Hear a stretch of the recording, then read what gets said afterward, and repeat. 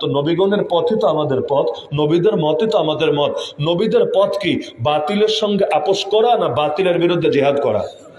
তাহলে এখন থেকে নিয়ত করেন, যতদিন বেঁচে থাকবো প্রয়োজনে কল্লা কাটা যেতে পারে, কিন্তু কোনো বাতিলের সামনে কল্লা নত হবে না ইনশাআল্লাহ। বাতিল কল্লা কাটলে কাটুক গিয়ে, কিন্তু বেঁচে থাকতে এই কল্লা কোনো বাতিলের সামনে নত হবে না। কারণ আমার নবী আমাদেরকে শিখিয়েছেন, প্রচন্ড দুর্দিনে মাইর খাওয়া যায়, জেল খাটা যায়, তায়েফে গিয়ে রক্তাক্ত হওয়া যায়, কিন্তু নিজের আদর্শ বিসর্জন দেওয়া যায় না। এমনকি মক্কায় নবীকে রাজনৈতিক ক্ষমতার অফার দেওয়া হয়েছিল, খালি অনুমতি দিলে নবীকে ক্ষমতা দিয়ে দিবে। এ প্রস্তাব দিয়েছিল নাকি দেয় নাই? নারী চাইলে নারী দেবে, সম্পদ চাইলে সম্পদ দেবে, ক্ষমতা চাইলে ক্ষমতা দেবে। আল্লাহ নবী ক্ষমতা নিয়েছিলেন মক্কায়, কেন? মদিনা যাওয়ার পর তো ঠিকই নিলেন, মদিনার তো তিনি রাষ্ট্রপ্রধান, তিনি আমিরুল মুমিনিন, তাহলে মক্কায় নিলেন না কেন? কারণ মক্কায় ক্ষমতা নিতে গেলে আদর্শ ছাড়া লাগবে, আর মদিনায় আদর্শ সহই ক্ষমতা নিয়েছেন। মুসলমান আদর্শ রক্ষার জন্য ক্ষমতা ছাড়তে পারে, তো ক্ষমতায় যাওয়ার জন্য বা ক্ষমতা রাখার জন্য আদর্শ ছাড়তে পারে না। কিন্তু আপনি মাথায় রাখবেন, সুবহানাল্লাহ আলহামদুলিল্লাহ জিকির করলে অত সওয়াব হবে না, দ্বীনের পথে চলতে গিয়ে, দ্বীনের কথা বলতে গিয়ে গালি খেলে তো সওয়াব হবে। আমার নবীরে গালি দেওয়া হয় নাই? পৃথিবীতে এমন একজন নবীর নাম বলেন যেই নবীরে তার জাতি গালি দেয় নাই, জুলুম করে নাই, সমালোচনা করে নাই, কষ্ট দেয় নাই। দ্বীনের জন্য জুলুম সহ সব নবীর সুন্নাত, দ্বীনের জন্য গালি খাওয়া নবীদের সুন্নাত। সুবহানাল্লাহ বললে তো জিকিরের সওয়াব, আর দ্বীনের জন্য গালি খেলে নবীদের সুন্নাত জিন্দার সওয়াব, সবরের সওয়াব, ইস্তিকামতের সওয়াব, কত কিছু সওয়াব। ওয়ালা ইয়াখাফুনা লাওমাতা লাইম, কোরআন বলে দিয়েছে আল্লাহর প্রিয় বান্দাদের 6টা গুণের একটা গুণই হলো তারা কোনো নিন্দুকের নিন্দা, কোনো সমালোচনাকারী সমালোচনাকে ভয় করে না। কে কি বলল না বলল ওদিকে ফিরেও তাকায় না, তারা শুধু চিন্তা করে আল্লাহ রাজি নাকি আল্লাহ নারাজ।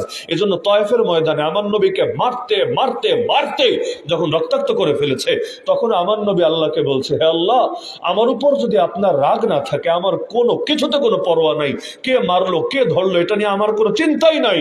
আল্লাহুম্মা ইন লাম ইয়াকুন বিকা গাদাবুন আলাইয়া ফালা উবালি, খালি আপনি আমার উপর রাগান্বিত হয়েন না, আপনি আমার উপর কষ্ট নিয়েন না, আপনি যদি রাজি থাকেন গোটা দুনিয়ার বিরুদ্ধে যেতে আপত্তি নেই। তাহলে কে বলেছে নবীর মতো চেহারা না বানিয়ে অন্যের মতো বানাতে, নবীর মতো চুল না রেখে অন্যের মতো রাখতে, নবীর মতো জামা না পরে অন্যের মতো জামা পড়তে, নবীর মতো কথা না বলে অন্যের মতো কথা বলতে? এই হীনমন্যতা আসলো কোন দুঃখে? নবীর মতো জামা পড়লে কি হবে? চাকরি দিবে না? ব্যবসা হবে না? না খায়া মরবো? আরে খাওয়া না খাওয়ার ফয়সালা জমিনে হয় না আসমানে হয়। জন্ম হয়েছে পরে, রিজিকের ফয়সালা চূড়ান্ত হয়ে আছে তারও বহু আগে। কপালে যা লেখা আছে আসবেই আসবে। কেউ যদি মনে করে দ্বীনের পথে চললে না খায়া মরবো, রিজিক আসবে না, ওর তো ইমানই ঠিক নাই, নতুন করে ইমান আনতে হবে। অনেকে বলবেন বাচ্চারা মাদ্রাসা দাও, হুজুর খাবে কি? হায় হায় হায়, খাওয়ানোর মালিক বেটা কে আগে এটা বল। বাচ্চা নেয় না, বাচ্চা কেন? 2টা সন্তানের বেশি নয়, একটা হলে ভালো হয়। নাউজুবিল্লাহ। সুখী সংসার, ছোট সংসার মানে সুখী সংসার। কেন? বাচ্চা বেশি হলে টেনশন, পেরেশানি, আর খাওয়ানোর চিন্তা তো আছেই। নাউজুবিল্লাহ মিন যালিক। এই বাঙালি কি হারে সন্তান হত্যা করে আপনারা কল্পনা করতে পারবেন না। জাহেলি যুগে মোট কয়টা বাচ্চারে মারা হয়েছিল? এই বাংলাদেশের চাইতে বেশি বাচ্চা মারা হয়। তবে একটা পার্থক্য আছে, আগে জন্ম নেওয়ার পরে মারতো, এখন পেটের মধ্যেই মারে, যেটাকে ভ্রূণ হত্যা বলে। ভ্রূণ হত্যা আগে জন্ম নেওয়ার পর, আগে তো দুনিয়াটা এত উন্নত ছিল না, চিকিৎসা বিজ্ঞান এত আপডেট ছিল না। আগে জন্ম হওয়ার পর নিয়ে কবর দিত, এখন পেটের মধ্যেই মেরে ফেলে। শুধু হারাম রিলেশনে যারা ওরাই মারে তা না, এই হালাল রিলেশনের লোকরা অনেকে মেরে ফেলে। কেন? বাচ্চা বেশি নেবে না। আল্লাহ দিতে চায়, সে নিতে চায় না। এমনকি নবী বলেছে বিয়া করলো এমন মেয়ে বিয়া করবা যে বেশি বাচ্চা জন্ম দিতে পারে। আছে না হাদিসে, তাজাওয়াজুল ওয়াদুদ আল ওয়ালুদ। কেন?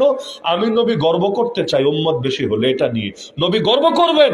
ফাইন্নী মুকাসিরুম বিকুমুল উমাম, এমনকি হাদিসে আছে এই যে নবী মুসা আলাইহিস সালাম এত বড় উপকার করলেন আমাদের মেরাজের রাত্রে নামাজের ব্যাপারে সুপারিশ করে, কিন্তু এটা তো আসার পথে। নবী যখন নামাজ নিয়ে আসছিলেন ওই সময়ের কথা, তো যাওয়ার পথেও একবার নবী মুসার সঙ্গে সাক্ষাৎ হয় নাই? 7 আসমানে অনেক নবীর সাথে সাক্ষাৎ হয় নাই? নবী মুসার সঙ্গে সাক্ষাৎ করে আমার নবী যখন উপরে যাচ্ছিলেন, নবী মুসা কাঁদতে শুরু করেছিলেন, চোখ বেয়ে বেয়ে পানি গড়িয়ে পড়ছিল। তখন সবাই অবাক, আরে কাঁদে কেন? তাকে প্রশ্ন করা হলো, মা আবকাকা, কোন জিনিস আপনাকে কাঁদালো, আপনি কাঁদছেন কেন? তিনি বলেন, আমার কষ্ট লাগছে, আমার ঈর্ষা হচ্ছে। এই যুবক আমার কত পরে আসলো দুনিয়াতে, আল্লাহ রাসূলের কথা বলছে, আমার কত পরে আসলো দুনিয়াতে, দুনিয়াতে, কিন্তু কিয়ামতের দিন তার উম্মত কত বেশি হবে, কত বেশি। আমার উম্মত তার তুলনায় অনেক কম, অনেক কম। এই তো ইবাদতের লাইনে আমি পিছায় গেলাম। ফাস্তাবিকুল খায়রাত, তোমরা কল্যাণের ব্যাপারে প্রতিযোগিতা করো। সাহাবীরা, নবীরা, তাদের প্রতিযোগিতা হতো কার চাইতে কে বেশি অবদান রাখবে দ্বীনের জন্য, রব্বুল আলামিনের জন্য। তো তিনি কাজ ছিলেন, আমার উম্মত কম হবে, তার উম্মত বেশি হবে। হ্যাঁ, এটা হিংসা না, এটা হলো নিজে একটা আগ্রহ করা। হয় আমারও যদি বেশি হতো। তাহলে আল্লাহ নবী চাই উম্মত বেশি হলে গর্ব করবে, আর আপনারা চান নবী তোমারে গর্ব করতে দিব না। কেন? কারণ আমি বেশি বাচ্চা নেব না, আমি আসতে চাইলে আসতে দিব না, আসতে বন্ধ করে রাখবো। আসতে চাইলে আসতে দেব না। বিয়ে হয়েছে 5 বছর 6 বছর, বাচ্চা কাচ্চা কয়জন? হুজুর মাত্র তো বিয়ে হলো সেদিন, লাইফটা এনজয় করছি, এনজয়।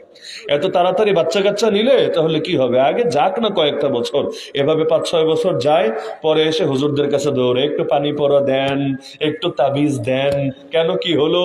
ওই যে প্রথমে আল্লাহ দিতে চেয়েছে, নেই নাই, এখন আল্লাহ আর দেয় না, আমরা নিতে চাই। এখন এর কাছে দৌড়ায়, ওর কাছে দৌড়ায়, পরে গিয়ে মাজারে সেজদা দেয়, আব্বা ও আব্বা একটা বাচ্চা দেন না। কি পরে গিয়ে এগুলো শুরু করে না, মাজারে গিয়ে চাইতে শুরু করে। ভাবটা এমন, কবরের মধ্যে বাচ্চা প্যাকেট করা আছে, ওই পার্সেল করে পাঠায় দিবে, ব্যাস একটা ডেলিভারি দিবে, আর ভিতরে তার বাচ্চা হতে থাকবে। কি আজীব তামাশা! একদিকে সন্তান হয় না, আর একদিকে ইমানটাও ধরে রাখতে পারে না। আল্লাহ হেফাজত করুন। তো নবীর আদর্শের বাইরে ভিন্ন আদর্শ শান্তির কথা চিন্তা করে কিভাবে, মুক্তির কথা চিন্তা করে কিভাবে? আজকে আমরা যারা নিজেদেরকে নবীর উম্মত বলি, আমরা কয়টা ক্ষেত্রে নবীর আদর্শ জানি? মানা বাদ দেন, মানার কথা পরে, আগে তো জানতে হয়, পরে না মানতে হয়। না জানলে আবার মানে কিভাবে রে ভাই? নবীর আদর্শ কোন ক্ষেত্রে কি কি, এটা কয়জনে জানে? যদি জিজ্ঞাসা করে নামাজের ফরজ কয়টা, অনেকেই বলতে পারবে। সিরিয়ালে না হলেও অনেকগুলো আমাকে শোনায় দিতে পারবে, হুজুর এইটা ফরজ, ওইটা ফরজ, এইটা ফরজ। পারবেন না কম বেশি? যদি জিজ্ঞাসা করি রোজার ফরজ কয়টা, উজুর ফরজ কয়টা, মোটামুটি একটা আইডিয়া দিতে পারবেন। তো যদি জিজ্ঞাসা করি রাজনীতি করতে করতে বুড়া হয়ে গেলেন, রাজনীতির ফরজ কয়টা, রাজনীতির সুন্নত কয়টা, সিরিয়ালে না হলেও একটু বলেন।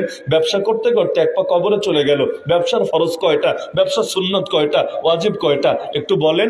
এভাবে আমি যদি প্রতিটা সেক্টর নিয়ে প্রশ্ন করি, কয়জন জবাব দিতে পারবে? এখন কি বলবে, এক্ষেত্রে নবীর আদর্শ নাই? যদি বলে নাই, তোর বেটা ইমানই নেই, আগে ইমান আন, কারণ ইসলাম পরিপূর্ণ, সব জায়গায় নবীর আদর্শ আছে। আর যদি বলে আমি জানি না, তো তুমি নবীর উম্মত হলা কিভাবে? আগে তো জানবা, পরে না মানবা। তুমি জানতেই রাজি না, তোমার জানতে বাধা দিয়েছে কে? দুনিয়ার আগডুম বাগডুম ঘোরাডুম সব জানো।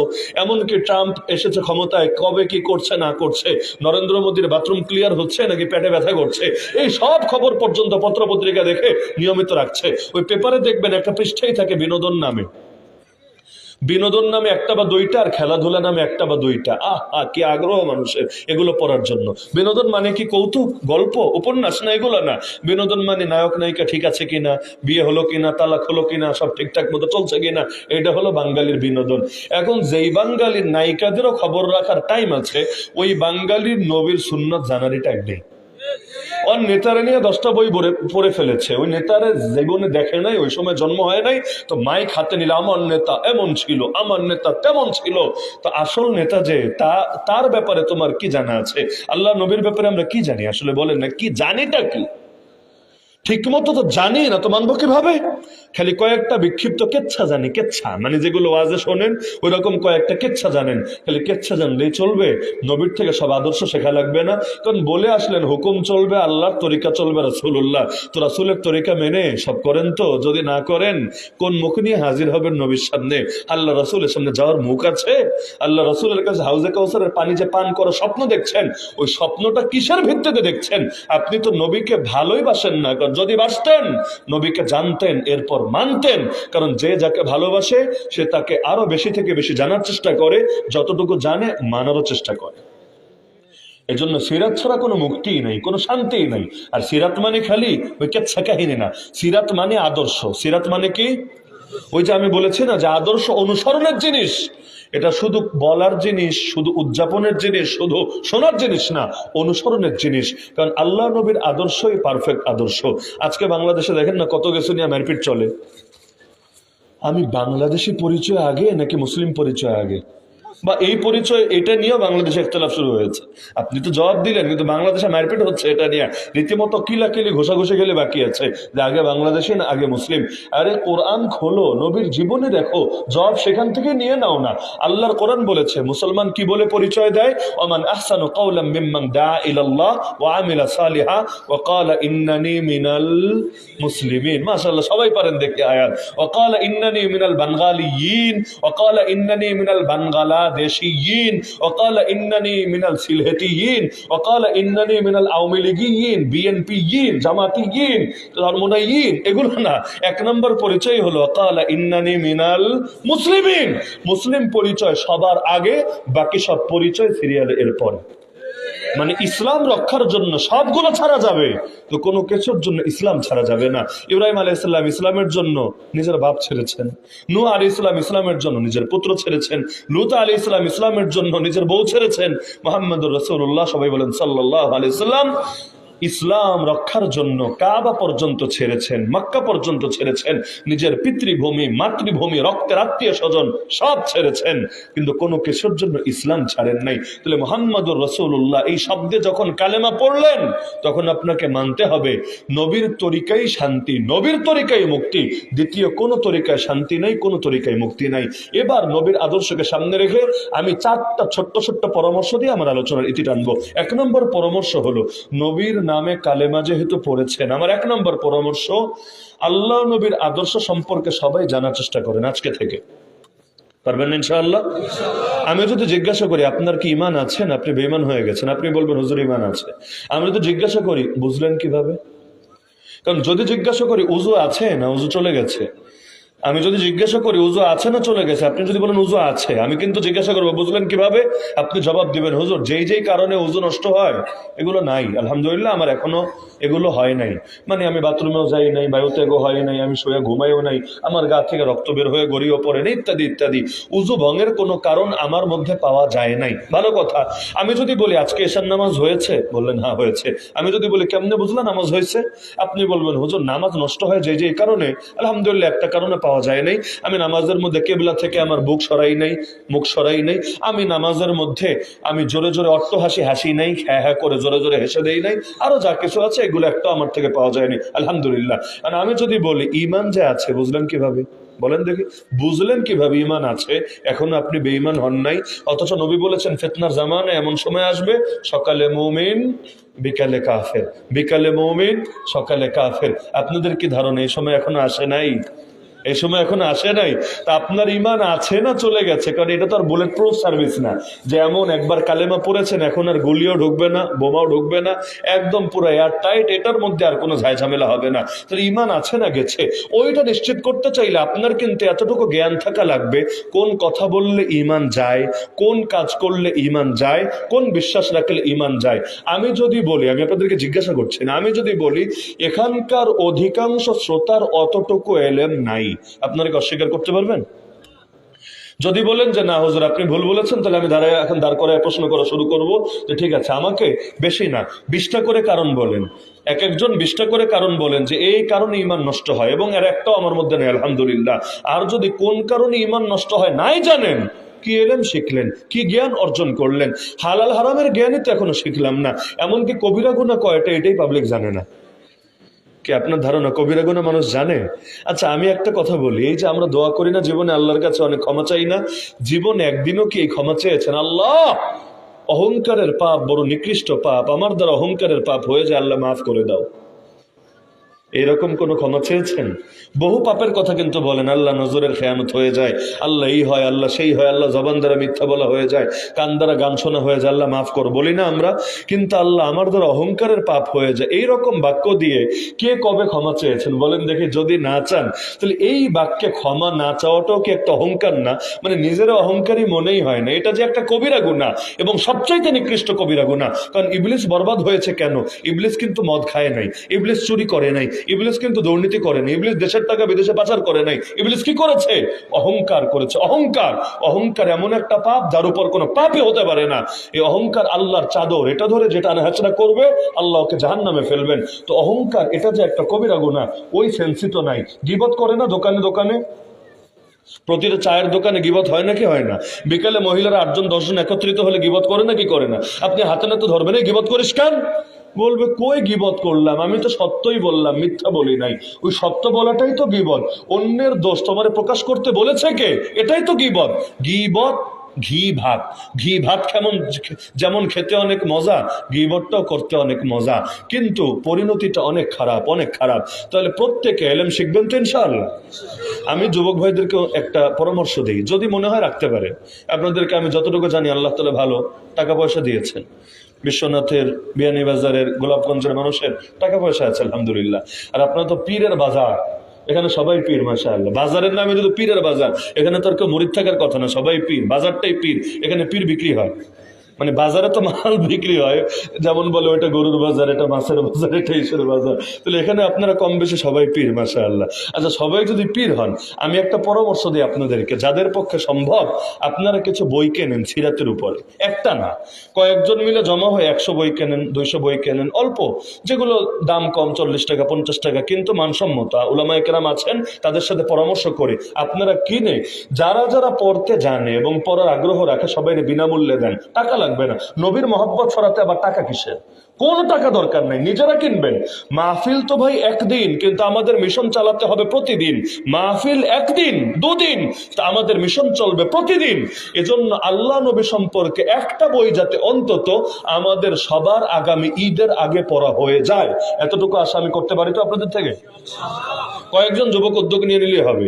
আগামী শুক্রবার বা পরের শুক্রবার আপনারা একটা টার্গেট রেখে উদ্যোগ নেন, আপনারা সিরাতের কিতাব কিনবেন, 100টা 200টা 500টা, যেমন আল্লাহ সামর্থ্য দিয়েছেন। দেওয়ার পর সবাই তো পড়তে জানে না, অনেকে আছে পড়তে পারে না, যারা পারে তাদের জন্য আপনারা এগুলো দেওয়ার ব্যবস্থা করেন। তবে দিয়ে শেষ না, এরপর পাঠ চক্র করবেন। 1 সপ্তাহ পর হোক, 10 দিন পর হোক, ওই যাদেরকে দিয়েছেন এদেরকে আলাদা আলাদা করে নিয়ে 5 জন নিয়ে 10 জন নিয়ে বসেন। ভাই কি পড়লা, কি বুঝলা, তুমি একটু শোনাও, আমি কি বুঝলাম আমি তোমার শোনাই। কারণ আলোচনা করলে এটা মজবুত হয়। এমনকি যারা পড়তে জানে না তাদেরকে নিয়েও বসেন, যে আমরা এরকম পড়েছি, এরকম করেছি। আর আমি একটা বিশেষ পরামর্শ দিই, এটা তো করবেন বিশেষ শ্রেণীর জন্য যারা পড়তে জানে। অনেকে আছে বয়স হয়ে গিয়েছে, এখন চোখেও দেখতে কষ্ট হয়, হয় না? বয়স হয়ে গেলে চোখে দেখতে কষ্ট হয় না? আমি একটা বিশেষ পরামর্শ দিই, মসজিদ আছে না এলাকায়, নাকি নাই? আছে না? আপনারা বিষয় ভিত্তিক নববী আদর্শ নিয়ে আলোচনার ব্যবস্থা করবেন। ওই কোনটা মিলাদ মাহফিল, কোনটা সিরাত মাহফিল রাখেন ইখতিলাফ। বিষয় ভিত্তিক নববী আদর্শ মানে কি? একদিন আলোচনা হবে ব্যবসার ক্ষেত্রে আমার নবীর আদর্শ কি, আজকে এটাই আলোচনা, বাইরে কোনো ওয়াজি হবে না। আরেকদিন হবে পড়ালেখার ক্ষেত্রে, পড়া এবং পড়ানোর ক্ষেত্রে নবীর আদর্শ কি, এটা নিয়ে আলোচনা। আরেকদিন হবে যে না খেত খামারি এবং অন্যান্য ক্ষেত্রে নবীর আদর্শ কি, এগুলোর আলোচনা। এক একদিন এক একটা বিষয়ের উপর। আরেকদিন হবে বিয়ে শাদী এবং সংসার দাম্পত্য জীবনের ক্ষেত্রে নবীর আদর্শ কি, এটা নিয়ে আলোচনা। এভাবে এক একদিন এক একটা নিয়ে আলোচনার ব্যবস্থা করেন না, নিয়মিত না হোক, অনিয়মিত ভাবে হলেও করেন না। ইনশাআল্লাহ একটা আলোচনা ফায়দা থেকে খালি হবে না, সবাই নবীকে আরো ভালোভাবে জানতে পারবে। যত বেশি জানবে তত বেশি মানতে পারবে ইনশাআল্লাহ। এতটুকু আশা করতে পারি তো ইনশাআল্লাহ। কারণ ওয়াজ দিয়ে সব হয় না রে ভাই। ওয়াজ এখানে কিছু ব্যাপক মোটা মোটা কথা বলতে হয়। এখানে অত ভাঙ্গাচুইরা সব বিষয় বিস্তারিত আলাপ করা সম্ভব না। করতে গেলে আপনারাই বিরক্ত হবেন, বলবেন ক্লাস শুরু করেছে হুজুর, ওয়াজ না করে ক্লাস নিচ্ছি, ক্লাস, বিরক্ত হবেন। এজন্য একটা ক্লাসেরই ব্যবস্থা থাক না। ওই ক্লাসের আলোচ্য বিষয় আমার নবীর আদর্শ, ব্যাস, দ্বিতীয় কিছু না। এখানে আমার ওই হুজুর কি করেছে, ওই হুজুর কি করেছে, আমি কি করেছি, আপনি কি করেছেন, কিচ্ছু কথা হবে না। খালি আমার নবীরা নিয়ে আলোচনা হবে। এমন করবেন নাকি করবেন না? আশা করতে পারি তো ইনশাআল্লাহ। অনেকে বলেও না, ভাবে যে হুজুর এটা কি বলে না বলে। অন্তত এটা ইনশাআল্লাহ বলেন, আল্লাহ অন্তত নিহত সবটা তো দিবেন। মাশাআল্লাহ, ভালো লাগলো এতক্ষণে যে না সবাই ইনশাআল্লাহ বলেছে। আল্লাহ এখানে উপস্থিত প্রত্যেককে নবীর শাফাআতের পাওয়ার তৌফিক দিয়ে দাও, নবীর হাতে হাউজে কাউসারের পানি পান করার তৌফিক দিয়ে দাও। তো আমার 1 নম্বর পরামর্শ, ইলম শিখবেন ফরজে আইন পরিমাণ। 2 নম্বর পরামর্শ, যতটুকু শিখবেন শিখেই শেষ না, উম্মতকে জানায়া দিবেন। পেটের মধ্যে বুকের মধ্যে চেপে রাখবেন না। বাল্লিগু আন্নি ওয়ালাউ আয়া, নবী বলেছে আমার থেকে একটা আয়াত জানলে অন্যের কাছে পৌঁছায় দিবা। আমরা কোনো কেউ কিছু গোপন করব না, যতটুকু নবী সম্পর্কে জানবো জাতিকেও ধীরে ধীরে জানাতে থাকবো ইনশাআল্লাহ। এই যে 3.25 বছর হয়ে গেল বাংলায় নবীর আদর্শ রাষ্ট্রীয়ভাবে প্রতিষ্ঠিত নাই, আপনাদের জানা আছে? আল্লাহ নবীর রাজনীতির নাম হলো খেলাফত। আল্লাহ নবীর রাজনীতির নাম কি? নাকি গণতন্ত্র, নাকি সমাজতন্ত্র? নাকি ধর্মনিরপেক্ষতাবাদ? নবীর রাজনীতির নাম কি? এই বাংলার জমিনে গত 350 বছরে 1757 থেকে আজ 2025-এর 31 জানুয়ারি পর্যন্ত 1 সেকেন্ডের জন্য খেলাফত কায়েম ছিল? যদি না থাকে তাহলে এই যে মাঝখানে এত লম্বা সময় অতিবাহিত হলো, আপনার কি ধারণা আল্লাহকে একটারও ধরবে না? হুসেইন রাদিয়াল্লাহু আনহু কারবালায় কেন গিয়েছিলেন? দাওয়াত খেতে, ওয়াজ করতে, খানকা খুলতে, মাদ্রাসা করতে? কেন গিয়েছিলেন? খেলাফত উদ্ধার করতে। ইয়াজিদের হাতে খেলাফত চলে গিয়েছিল, তিনি দেখতে পাচ্ছিলেন যোগ্যকে বাদ দিয়ে অযোগ্য খলিফা হবে। কোন দুঃখে? যেখানে সাহাবীরা অনেকে জিন্দা আছে সেখানে ওর মতো অযোগ্য, ওর মতো লোক কোন দুঃখে খলিফা হবে? তো খেলাফতকে যাতে পূর্বের আদর্শের উপর ফেরানো যায়, নবীর আদর্শ, 4 খলিফার আদর্শের উপর ফেরানো যায়, এজন্য ময়দানে নামলেন, অবশেষে জান দিয়ে দিলেন। তাহলে আমরা তো সেই হুসাইনকেই মহব্বত করি নাকি ইয়াজিদরে মহব্বত করেন? আপনারা কি ইয়াজিদের দোস্ত? তাহলে আপনারা হুসাইনের অনুসারী। যদি হুসাইনের অনুসারী হন তাহলে হুসাইন যেভাবে খেলাফত পুনরুদ্ধারের জন্য জান কোরবান করেছেন, আমাদেরও কি খেলাফত প্রতিষ্ঠার জন্য জান কোরবান করা উচিত না? হুসাইনের রক্তে কারবালার প্রান্ত রঞ্জিত হয়েছে, আমাদের রক্তে প্রয়োজনে পীরের বাজার রঞ্জিত হবে, বিশ্বনাথ রঞ্জিত হবে, কিন্তু আমরা জিন্দা থাকতে জামানার ইয়াজিদদের পা চাটতে পারবো না। এতটুকু আশা করতে পারি তো ইনশাআল্লাহ। নবীর প্রতিটা আদর্শ নিয়ে দাওয়াত দিতে হবে। নবীর রাজনৈতিক আদর্শ, অর্থনৈতিক আদর্শ, বিচারিক আদর্শ। আজকের কোর্ট কাছারিতে নবীর আদর্শ দিয়ে বিচার হয়? এই কোরআন দিয়ে যদি বিচার চান, বিচার করবে আপনার? বিচার তো করবে না, উল্টা জঙ্গি বলে জেলে চালায় দিবে, উল্টা আদালত অবমাননার মামলা দিবে। তো নবীর আদর্শ যদি রাষ্ট্রের বড় বড় জায়গায় প্রতিষ্ঠিত করতে না পারি, নিজেদেরকে নবীর খাঁটি উম্মত বলে পরিচয় দেব কোন মুখে? এই দেশে যদি 13-14 কোটি নবীর উম্মতই থাকতো, এতদিন এই দেশটা আল্লাহ নবীর মদিনার মতো একখণ্ড বরকতময় দেশে পরিণত হয়ে যেত। তাহলে 1 নম্বর কাজ জানবো, 2 নম্বর কাজ যতটুকু জানবো উম্মতের মধ্যে ছড়ায় দিব, পারবো না ইনশাআল্লাহ? 3 নম্বর কাজ, এবং এটাই আজকে আমার শেষ পরামর্শ, যত অপশক্তি আছে, যত ফেরাউনি শক্তি, নমরুদি শক্তি, আবু জাহালি শক্তি আছে, বলবেন ওরা তো মরে গেছে। না, মরে নাই। অতীতের ফিতনাগুলোই নতুন নতুন করে সামনে আসে। না হলে কোরআনে আল্লাহ এগুলো শোনালেন কোন দুঃখে? কোরআন গল্পের বই না, কোরআন হেদায়েতের কিতাব। কোরআন কি গল্পের বই না হেদায়েতের কিতাব? তাহলে আল্লাহ হেদায়েতের কিতাবের মধ্যে গল্প শোনালেন কেন? গল্প শুনিয়েছেন কানের মজা দেওয়ার জন্য না, গল্প শুনিয়েছেন আগামী দিনের করণীয় বোঝানোর জন্য। এক ফেরাউন লোকান্তরে, লক্ষ ফেরাউন ঘরে ঘরে, আল্লাহ এক ফেরাউনের কেচ্ছা শুনিয়ে বুঝিয়ে দিয়েছে কিয়ামত পর্যন্ত যত ফেরাউন আসবে এদের মোকাবেলা কিভাবে করতে হবে। এমন একজন নবীর নাম বলেন যেই নবীকে তার জামানার বাতিলের বিরুদ্ধে, তাগুতের বিরুদ্ধে, জাহেলিয়াতের বিরুদ্ধে জিহাদ করতে হয় নাই। সেটা জবান দিয়ে হোক, সেটা অস্ত্র দিয়ে হোক, সেটা যে কোনো মাধ্যমে হোক, কোনো না কোনো লড়াই অপশক্তির বিরুদ্ধে করতে হয় নাই। এমন কোন নবীর নাম জানা আছে? আরে জানা আছে? সকল নবী বাতিলের বিরুদ্ধে, জাহেলিয়াতের বিরুদ্ধে, কুফর শিরকের বিরুদ্ধে, অপশক্তির বিরুদ্ধে লড়াই করেছেন নাকি করেন নাই? আমরা তো নবীগণের নামেই কালেমা পড়েছি নাকি? আমানতু বিল্লাহি ওয়া মালাইকাতিহি ওয়া কুতুবিহি ওয়া রাসূলিহি, ঈমান এনেছি সব রাসূলদের উপর, খালি এক রাসূলই না। এক রাসূলের শরীয়ত মানি, কিন্তু আমরা কোন নবীর অস্বীকার করি না। আদম আলাইহিস সালাম থেকে শুরু করে মুহাম্মদ রাসূলুল্লাহ, সবাই বলেন সাল্লাল্লাহু আলাইহি ওয়াসাল্লাম, আমরা সবার উপর ঈমান এনেছি আলহামদুলিল্লাহ। তো নবীগণের পথই তো আমাদের পথ, নবীদের মতই তো আমাদের মত। নবীদের পথ কি? বাতিলের সঙ্গে আপোষ করা না বাতিলের বিরুদ্ধে জিহাদ করা? তাহলে এখন থেকে নিয়ত করেন, যতদিন বেঁচে থাকবো প্রয়োজনে কল্লা কাটা যেতে পারে, কিন্তু কোনো বাতিলের সামনে কল্লা নত হবে না ইনশাআল্লাহ। বাতিল কল্লা কাটলে কাটুক গিয়ে, কিন্তু বেঁচে থাকতে এই কল্লা কোনো বাতিলের সামনে নত হবে না। কারণ আমার নবী আমাদেরকে শিখিয়েছেন প্রচন্ড দুর্দিনে মাইর খাওয়া যায়, জেল খাটা যায়, তায়েফে গিয়ে রক্তাক্ত হওয়া যায়, কিন্তু নিজের আদর্শ বিসর্জন দেওয়া যায় না। এমনকি মক্কায় নবীকে রাজনৈতিক ক্ষমতার অফার দেওয়া হয়েছিল, খালি অনুমতি দিলে নবীকে ক্ষমতা দিয়ে দিবে। এ প্রস্তাব দিয়েছিল নাকি দেয় নাই? নারী চাইলে নারী দেবে, সম্পদ চাইলে সম্পদ দেবে, ক্ষমতা চাইলে ক্ষমতা দেবে। আল্লাহ নবী ক্ষমতা নিয়েছিলেন মক্কায়, কেন? মদিনা যাওয়ার পর তো ঠিকই নিলেন, মদিনার তো তিনি রাষ্ট্রপ্রধান, তিনি আমিরুল মুমিনিন, তাহলে মক্কায় নিলেন না কেন? কারণ মক্কায় ক্ষমতা নিতে গেলে আদর্শ ছাড়া লাগবে, আর মদিনায় আদর্শ সহই ক্ষমতা নিয়েছেন। মুসলমান আদর্শ রক্ষার জন্য ক্ষমতা ছাড়তে পারে, তো ক্ষমতায় যাওয়ার জন্য বা ক্ষমতা রাখার জন্য আদর্শ ছাড়তে পারে না। আর যে আদর্শ ছেড়ে দেয় তাকে নবীর উম্মত বলে না, তারে মুনাফিক বলে। এজন্য যতদিন বেঁচে থাকবেন যত বাতিল অপশক্তি আছে এর বিরুদ্ধে জবান দিয়ে, কলম দিয়ে, জান দিয়ে, মাল দিয়ে, যার যা কিছু আছে সবকিছু দিয়ে জিহাদ করতেই থাকবেন ইনশাআল্লাহ। কারণ অন্ধকার আসতেই থাকবে, আলো জ্বালায় রাখতে হবে। যদি আলো নিভে যায়, যদি এখন কারেন্ট চলে যায়, কি করবেন? জেনারেটর চালাবেন, নাকি নাই জেনারেটর? জেনারেটর চালাবেন, বিকল্প একটা না একটা আনবেন। তা আমাদেরকেও ওই অন্ধকার ঘিরে ফেলতে চায়, আর অন্ধকার আনতে কষ্ট করতে হয় না। ফসল ফলাতে কত কষ্ট, আগাছায় কোনো কষ্ট নেই। ভালো জিনিসও যত সাধনা, ভেজালে কোনো সমস্যা নেই। জান্নাতের যেতে কত কষ্ট, কত কষ্ট। আর জাহান্নামে যেতে মজা আর মজা আর মজা। মন যা চায় তা করেন, ডাইরেক্ট গিয়ে জাহান্নামে পড়বেন। আর মন যা চায় উল্টাটা করেন, সবই কষ্ট। তাহলে জান্নাতের পথ পাবেন। তাহলে দুনিয়াটা অন্ধকারে বারবার বারবার ঢেকে যেতে চায়। আমাদেরকে যখনই অন্ধকার আসবে, এর মোকাবেলায় আলো জ্বালাতে হবেই হবে। সেটা বিদ্যুতের আলো হোক, জেনারেটরের আলো হোক, আইপিএস এর আলো হোক, কিছু না থাকলে মোবাইলের ফ্ল্যাশ হোক।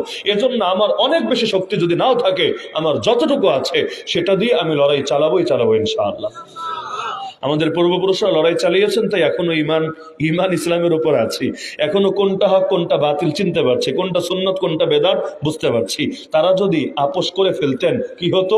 আজকে খ্রিস্ট ধর্মের যা হয়েছে, ইহুদি ধর্মের যা হয়েছে তাই হতো। কোনটা খাঁটি খ্রিস্ট ধর্ম, কোনটা ভেজাল খ্রিস্ট ধর্ম, কোনটা মূল তাওরাত আর মূল ইনজিলের অংশ, আর কোনটা পরে নিয়ে ঢুকিয়েছে, সব তালগোল পাকিয়া জগা খিচুড়ি হয়ে গেছে না? কিন্তু আলহামদুলিল্লাহ ইসলাম জগা খিচুড়ি হয় নাই। আমরা এখনো বলতে পারি, এই নামাজে নবী পড়েছেন যেটা আমরা পড়ছি, এই কোরআনে সাহাবীরা তেলাওয়াত করেছেন যেটা আমরা করছি। একটা জিনিসও কমে নাই, একটা জিনিসও বাড়ে নাই। যারা বাড়াতে চেয়েছে উম্মত ওদেরকে বেদাতি বলেছে, যারা কমাতে চেয়েছে উম্মত এই ভণ্ডদের বিরুদ্ধে ময়দানে নেমে এসেছে। তাহলে আমি সির্ফ তিনটা পরামর্শ দিলাম মৌলিক। এক হলো ইলম শিখতে হবে, নবীর ব্যাপারে জানতে হবে। এজন্য কিভাবে জানতে পারেন আমি একটা মৌলিক ধারণা দিয়ে দিয়েছি। দ্বিতীয় হলো, যতটুকু জানবো পেটের মধ্যে লুকায় রাখবো না, অন্যদেরকেও জানাবো। ধীরে ধীরে মানুষকে সচেতন করব, নবী প্রেমিক বানাবো। আর সর্বশেষ বলেছি, নবীর আদর্শ রক্ষার জন্য যার যা আছে তা নিয়ে জামানার আবু জাহাল, ফেরাউন, নমরুদি যত আদর্শ হতে পারে, সেটা শুধু রাজনীতি কেন্দ্রিক না, যেই লাইনের হোক, ফিতনা আসবে যেখানে, মোকাবেলা হবে সেখানে। ফিতনা আসবে যেখানে, মোকাবেলা হবে সেখানে। আমরা কোন ইয়াজিদ, কোন আবু জাহালকে খালি ময়দান ছেড়ে দেবো না ইনশাআল্লাহ। এতটুকু আশা রাখতে পারি তো আপনাদের থেকে। আমি কালেমাকে সামনে রেখে, লা ইলাহা ইল্লাল্লাহ মুহাম্মাদুর রাসূলুল্লাহ, এই কালেমাকে সামনে রেখে মৌলিক কয়েকটা বার্তা আরজ করলাম, এবং প্রতিটা এই কালেমার অংশই বটে। এবং আমি আশা রাখবো যতটুকু আলোচনা হয়েছে, বেশি না হলেও মোটামুটি হলে আমরা সকলে মানার চেষ্টা করবো ইনশাআল্লাহ। এতে আপনাদের ক্ষতি হবে না, ইনশাআল্লাহ লাভ হবে।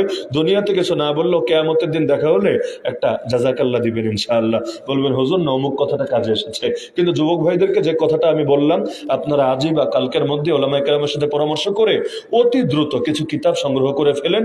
এরপর যারা যারা পড়তে আগ্রহী এদের মধ্যে ছড়াইয়া দেন। অত টাকা যদি না থাকে তাহলে কয়টা কিতাব এনে মসজিদে একটা পাঠাগার বানান, আলাদা আলমারি টালমারি লাগবে না, ওই হুজুরের রুমে ধরেন আলমারি, ওখানে বই রাখবেন, এক একজনের নাম লিখে লিখে পড়তে দিবেন, কে কি পড়লো পরবর্তীতে খোঁজ খবর নেবেন। সম্ভব তো ইনশাআল্লাহ। আল্লাহ সবাইকে তৌফিক দান করুন। এই মাহফিল